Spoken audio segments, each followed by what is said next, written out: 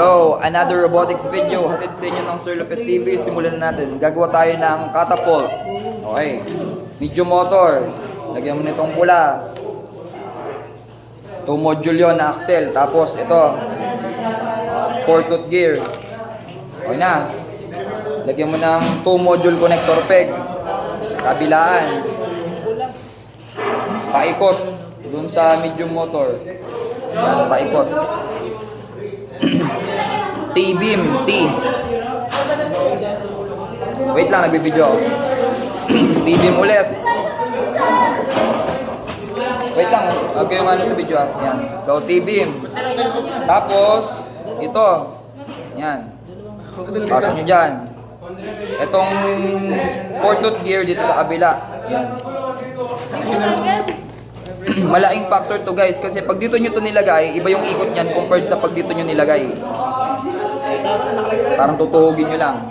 Tapos, sa ilalim, maglagay kayo ng, ito parang sa base nya guys, yan. Lagay nyo yung O-frame dito. Tapos, lagyan nyo ng, ito yung kulay blue. Connector peg, 3 module. Yan. Yan. Tapos, lagyan nyo rin yung kabilang butas.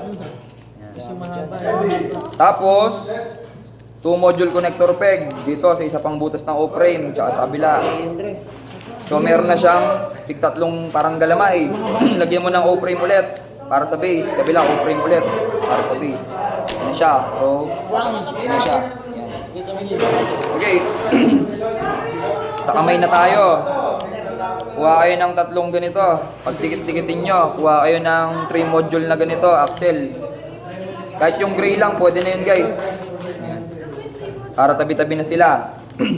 Tapos ito, idikit nyo na kapag ganito. Pag ganito guys ha, pag ganyan. Hindi pag ganito, hahaba yan.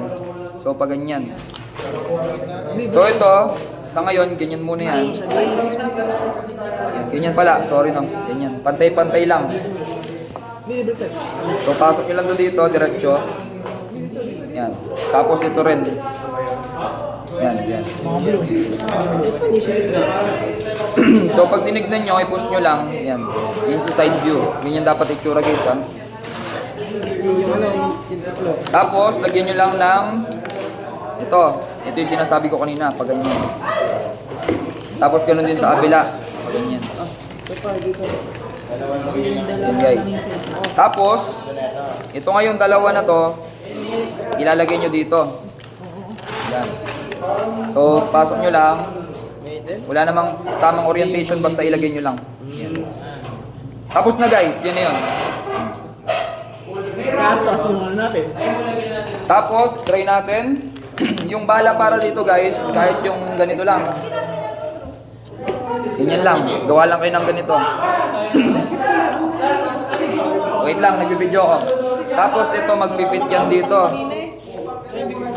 Yan, naka-fit yan guys. Yan.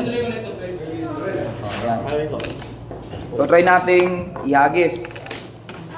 Kung may patutunguhan to o wala. Okay, nasa na yan. Sir, patama nyo nga sa mukha ni Ingrid. Tingnan natin kung tatama. Yan. Pwede ka pa pabigat na ilalim. Nalaglag. Hindi man. Ano yan? Pabigat. Hindi man. Kayo, kung gusto nyo para hindi na siya maano. So ayan siya guys ha.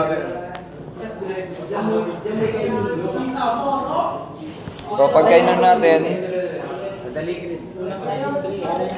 Yan. Kaya kailalim yung ano. Okay na yan guys. Gawin nyo na.